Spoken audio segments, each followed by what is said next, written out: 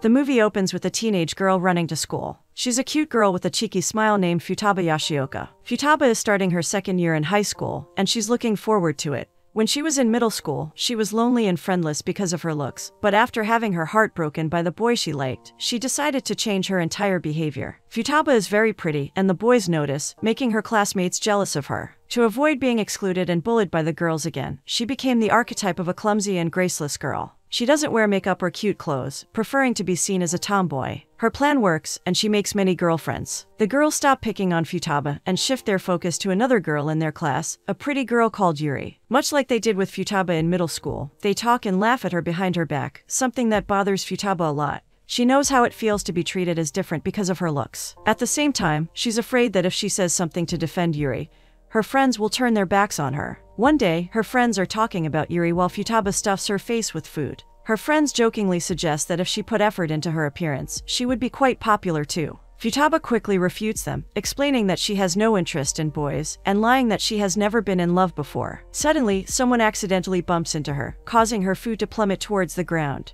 Just in the nick of time, though, the same person swiftly retrieves it and tosses it back into her hands. When Futaba looks back to see who, her breath catches and her pulse races in absolute shock. She barely hears her friends commenting that he's the new transfer school in their year group. The only thing on her mind is that she knows that voice, and she certainly knows that boy. She remembers her first love, a boy called Ku Tanaka, and the resemblance is uncanny. Futaba was never able to forget Ku and the love she harbored for him. It is the kind of love that grips the soul tightly, refusing to let go, no matter how many years go by. She hasn't seen Ku since he abruptly left town without saying goodbye. No one knew what happened to him. Giving an excuse to her friends, she runs after the boy, remembering flashes of him as a middle schooler. She reaches him and eagerly calls his surname, Tanaka, while another boy calls him Mabuchi. Futaba pauses, staring wide-eyed at his back. His friend passes by her, calling him, and he finally turns around. The boy has a closed-off expression, and doesn't seem to recognize her when he glances in her direction. Futaba is overwhelmed by a crushing wave of disappointment. It would be too good to be true.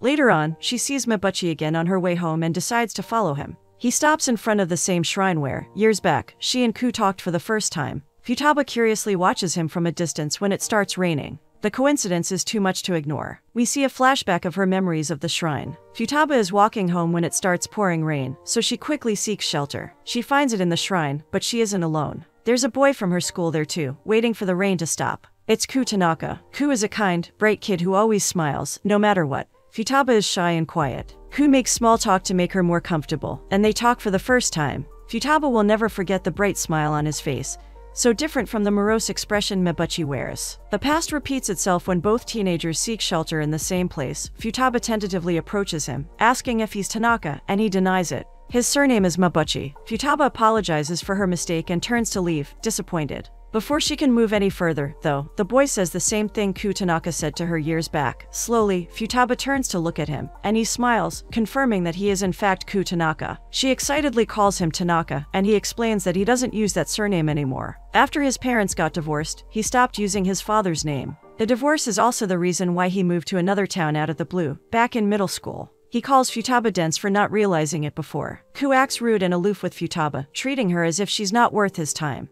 Futaba finds his attitude very different from the way he once was. Back at home, Futaba starts going through her pictures, wondering what happened to him during those years away. He's the first boy who noticed her not as a pretty face, but as a person. That day under the rain, he saw her struggling with her wet clothes and selflessly offered her his towel. After that, they couldn't stop staring at each other before looking away in embarrassment. One day, Ku invited her to the summer festival. It would have been their first date. Futaba got dressed in her yukata and waited for him for hours, but he never showed up. When the new semester started, she found out he wasn't enrolled anymore. That summer, Futaba discovered what it feels like to fall in love and to have her heart broken. After that fateful day, her heart became closed off to any other boy that wasn't Ku Tanaka. After finding out he's back, she can't stop thinking about him for a second. The following day, at school, she's waiting in line for her change money from the school's cafeteria, when the lunch lady accuses her of not paying. It's humiliating, and everyone starts whispering about her, including her so-called friends. Yuri, the cute girl from her class, tries to speak up on her behalf, but Ku comes to the rescue. He informs the lunch lady he saw Futaba paying. Two other classmates, an unfriendly girl called Miro, and Ku's closest friend, Kaminato, also speak up on her behalf. Futaba is grateful when the situation is diffused. When Ku leaves without saying anything to her, she goes after him to thank him for his help.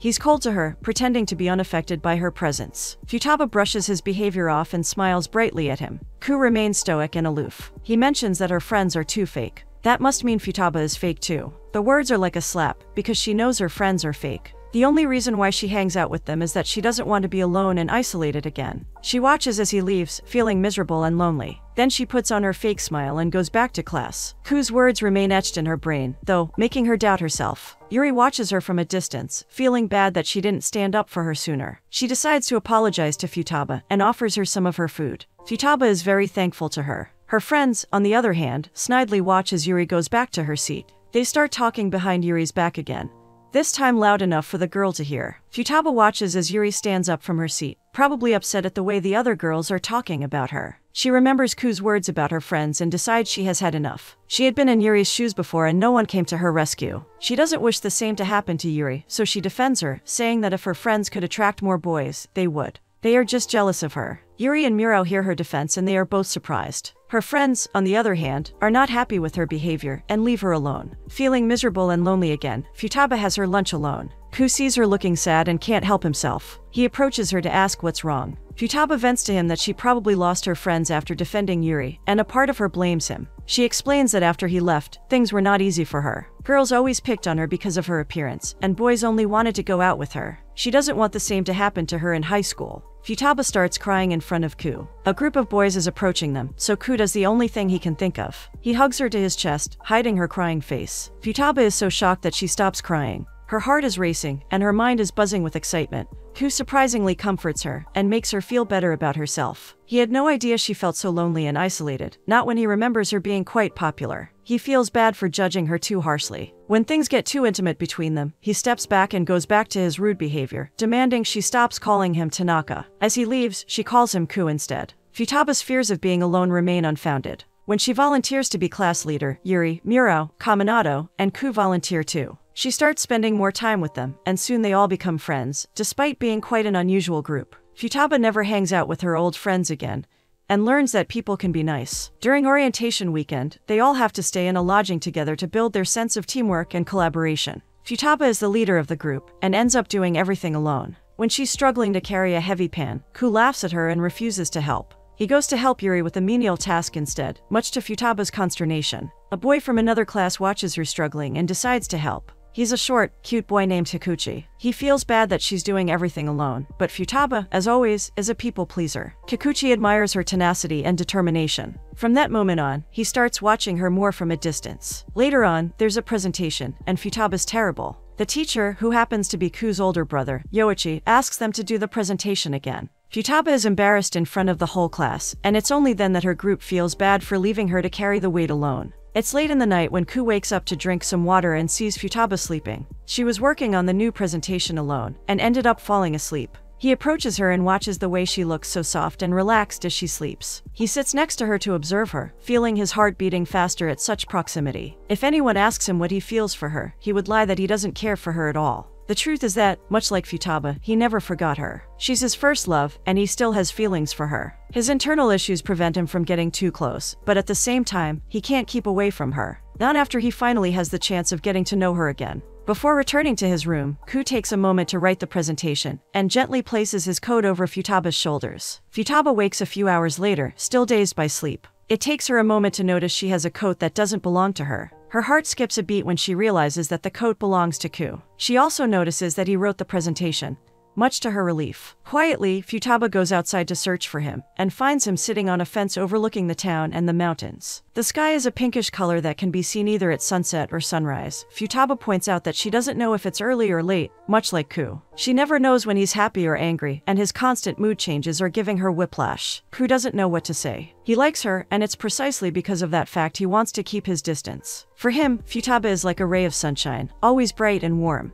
The last thing he wants is to extinguish her light with his darkness. Unfortunately for him and his resolve, Futaba is stubborn, and determined to be his friend. Back in the dormitories, their friends all get together with the presentation they wrote to help Futaba. They find it very funny when they discover they all wrote something. Then they go outside to watch the sunrise with Ku and Futaba. For someone afraid that she would never have friends, seeing them all gathered there together makes Futaba very happy. Back to school, they decide to get together at least once a week. One day, after the teacher asks them to write a report, Futaba and Ku start bickering about who is the best. While they go back and forth, Yuri watches with a hint of jealousy and confusion. When their meeting is over and they are going home, Yuri asks if Futaba likes Ku. Not knowing what to say, Futaba lies. She promises Yuri she feels nothing beyond friendship with Ku. It's a relief to Yuri, who admits she has feelings for Ku and wants to confess to him. Futaba is stunned. After Yuri leaves, Futaba meets Ku to write the report. She starts thinking about her feelings for him as she stares at him. She doesn't want to admit that she likes him. At the same time, she can't stop admiring how bony his hands are and how neat his handwriting is. Ku notices her staring at him and straight off the bat questions if she likes him. Futaba quickly explains that she doesn't, she could never, and she won't. Ku believes her and apologizes for his assumption.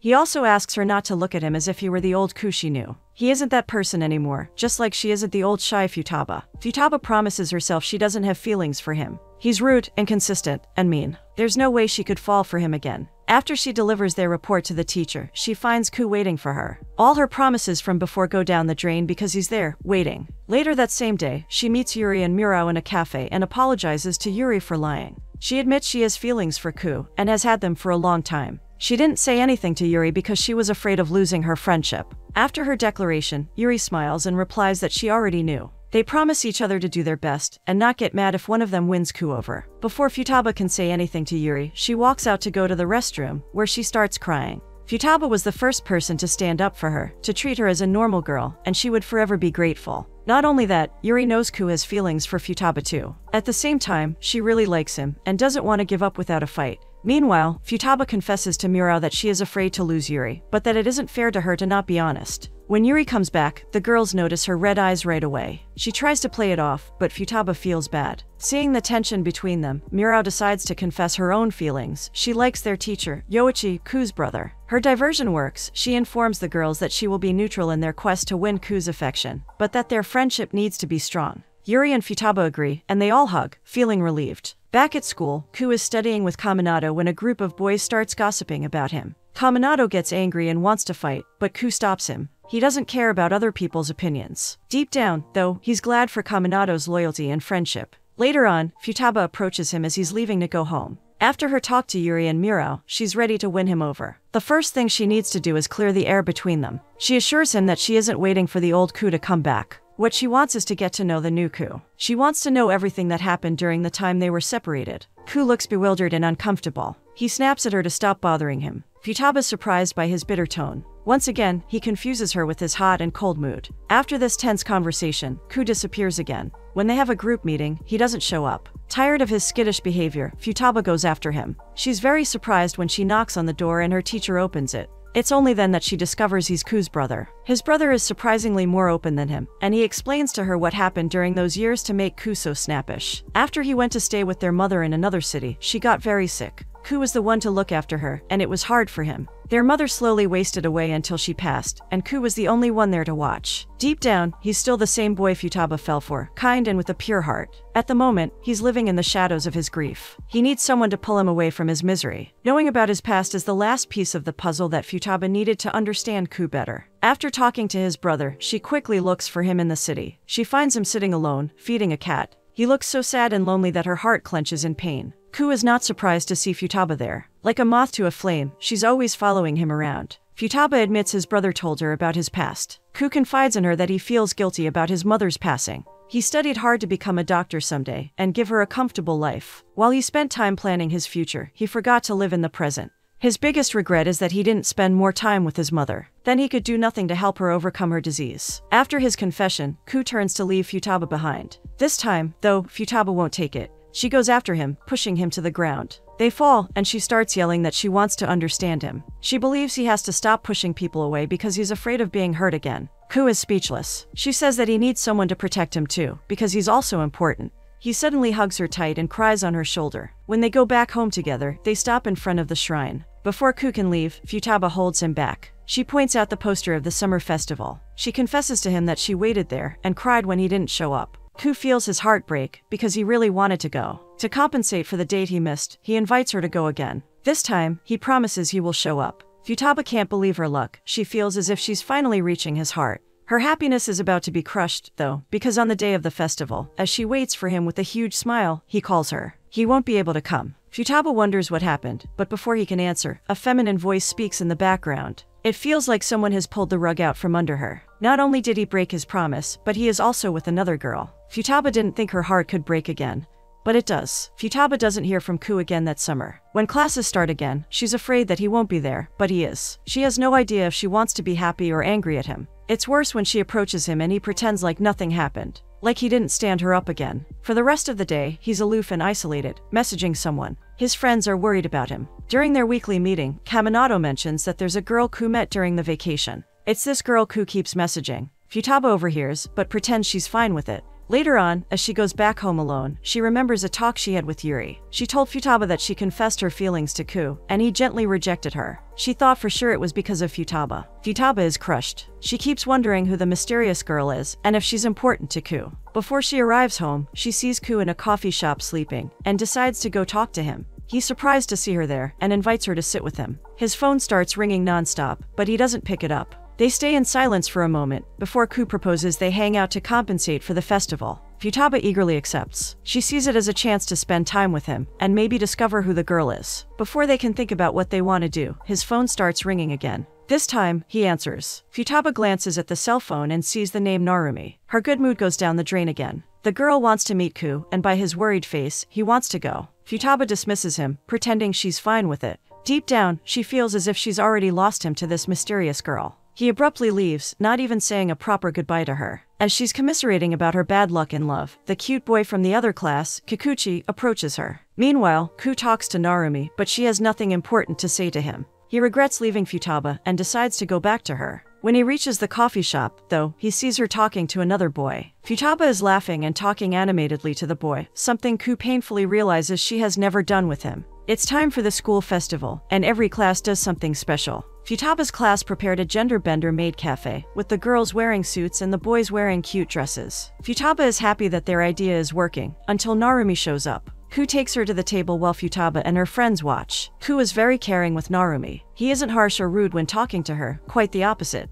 He treats Narumi as if she's a doll made out of glass. Futaba has to swallow her jealousy to keep going. Luckily for her, Kikuchi shows up and distracts her. Now it's time for Ku to watch Futaba with Kikuchi. Differently from Ku, who is always criticizing her, Kikuchi compliments her appearance. He invites her to go watch him play with his band at the end of the festival. Futaba sees no second intentions from Kikuchi. She thinks he's only being friendly. As Ku watches their interaction with a suspicious expression, Narumi notices the way he looks at Futaba. Later on, Futaba goes to the concert alone. Ku is walking with Narumi when he sees her. Not caring what Narumi thinks, he goes after Futaba. Narumi tries to make Ku leave, but he refuses. He approaches Futaba and tries to apologize about the festival, but she can't hear a thing. He's talking very close to her face when someone bumps into him, making him accidentally kiss Futaba. The world falls apart around them as their lips touch. When they separate, Ku decides to act as if nothing happened. His careless attitude angers Futaba, and she leaves him talking to himself. A few moments later, Ku finds her alone in an empty classroom.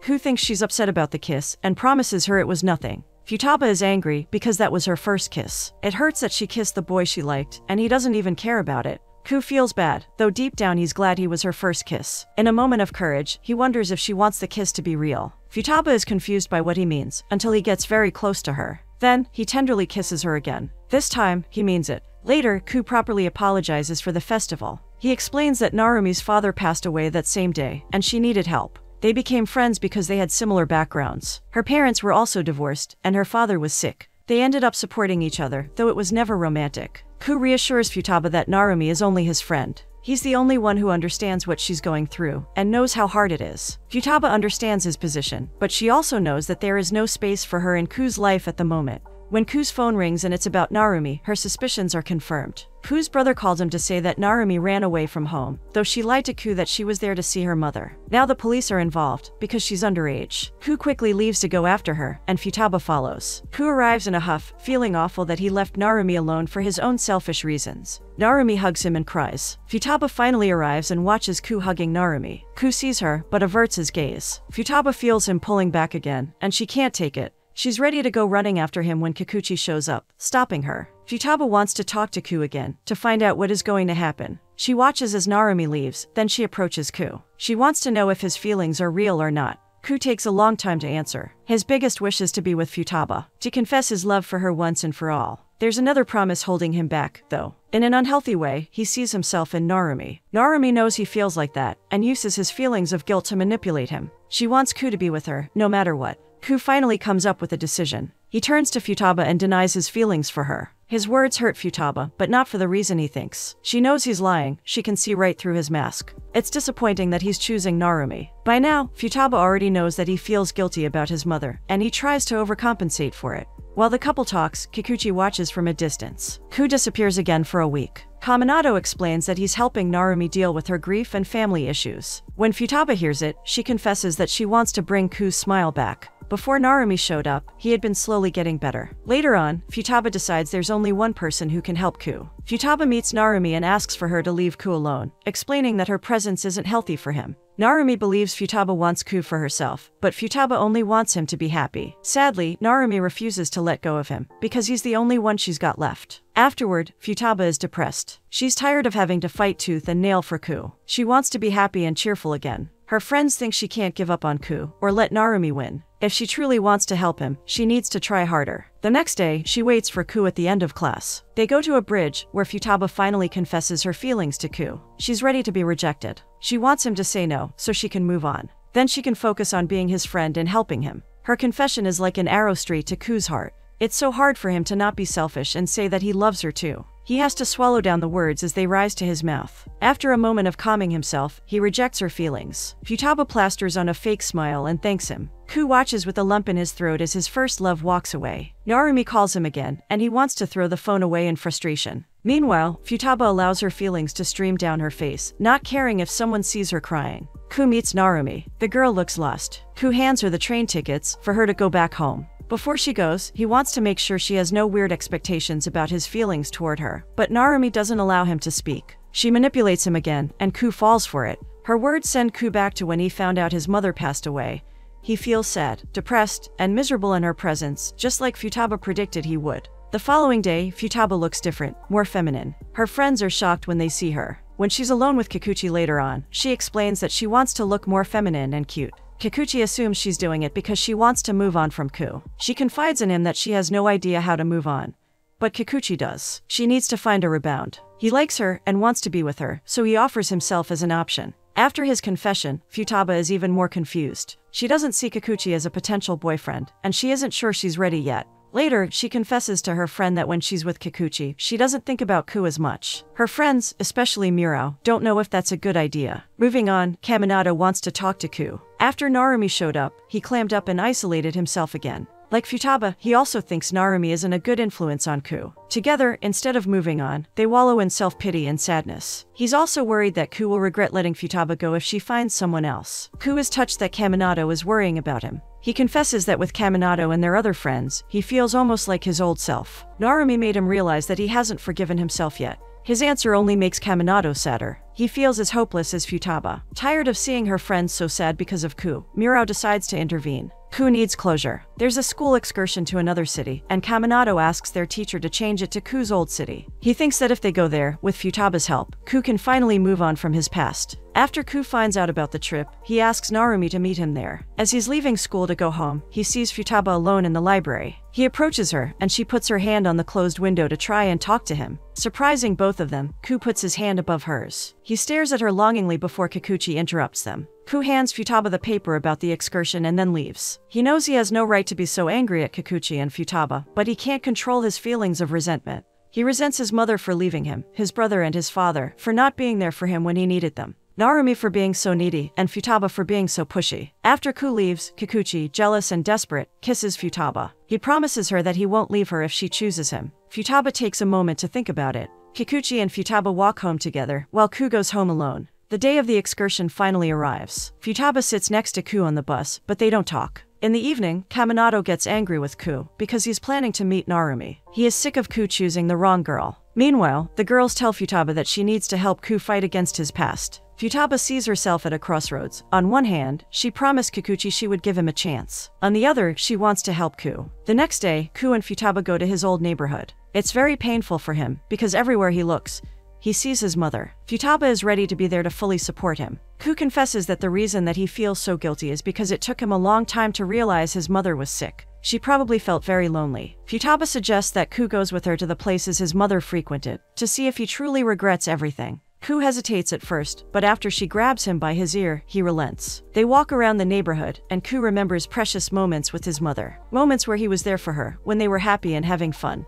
When they reach his house, Ku smiles softly and admits that, weirdly enough, he can only remember good moments. They go to the church his mother went to every week, and the priest recognizes him. He allows Ku to read his mother's prayers, and he's surprised to see that she always thought about him. Never once did she complain. What's more, she wished he was happy and healthy, that he always smiled. Ku starts crying when he realizes that he is doing the opposite of what his mother wished for him. When twilight arrives, Ku meets with Narumi. After the day he spent with Futaba, he knows what he has to do. Narumi is at their old school. She remembers when Ku arrived, how sad and lonely he looked. He also had a habit of writing on the desk. One day, she was curious to see what he wrote, and it was Futaba's name. Seeing it is painful for her, but she realizes that Ku's heart belongs to Futaba, and it's time for her to stop being selfish. She calls Futaba to say that Ku has always loved her. Later, she sees Ku for the last time. Futaba also has her moment with Kikuchi. He finally realized that she would never stop loving Ku. Futaba receives a message from Ku that he wants to watch the sunrise with all their friends again. She finds him alone. Their friends decide to allow them their moment and don't show up. As the sun rises, Ku admits to Futaba that he's loved her since middle school. Gazing deep into her eyes, he claims he doesn't even know how to like someone else. He calls her his hero for always coming to his rescue. They kiss right as the sun shows up in the sky. Before, Futaba compared Ku's feelings to the sky before sunrise. Hard to figure out if it was another day coming or night falling. Now, things are very clear for her. Ku loves her, and he won't be stuck in his past anymore.